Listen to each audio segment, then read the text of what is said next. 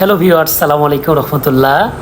আজ একদল content creator এবং সবার প্রিয় মানুষদের সাথে আমাদের চট্টগ্রাম চকবাজার কুটুমবাড়িতে একটি দুপুরে লাঞ্চের আয়োজন। অনেক বছর পর দেশে খাবার খাচ্ছি, আলহামদুলিল্লাহ খুব ভালোই লাগতেছে। বেশি দিন হয়তো বা খেতে পারবো না, শীঘ্রই এই খাবার মেয়াদটা শেষ হতে যাচ্ছে। এখানে সাফি ভাই আছেন, মোজাহার ভাই আছেন, বিকে লিটন ভাই আছেন। মাশাআল্লাহ, খুব সুন্দর একটা দুপুর কাটলো আমাদের। আমি বুঝতে খাইতে পারতেছি না, এই জন্য সমস্যা। আচ্ছা ভাই, কি অবস্থা? আর কিছু লাগবে? না না ভাই, ঠিক আছে, থ্যাংক ইউ। এবং এক ঝাঁক কন্টেন্ট ক্রিয়েটার আমাদের সবার প্রিয় মোজাহার ভাই, উনি ইদারিং ডায়েট করতেছেন, খাওয়া কমাই দিচ্ছেন, গরু গোস্ত ছাড়াই উনি লাঞ্চ সারলেন। হ্যাঁ, আরেকজন ভাইয়া আছেন, তারপরে আমাদের আরেকজন ভাইয়া আছেন, এখানে অনেকে চিনেন আপনারা, সম্ভবত রোহান ভাইয়া।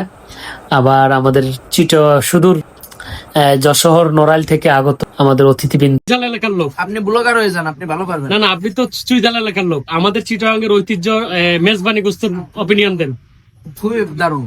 আর ভর্তাগুলো? চিটাগাং শহরটা এত ভালো, মানে শহর দেখতে দেখতে পেট ভরে গেছে, মাশাআল্লাহ। এই জন্য এখন কম খাইতে পারতেছি।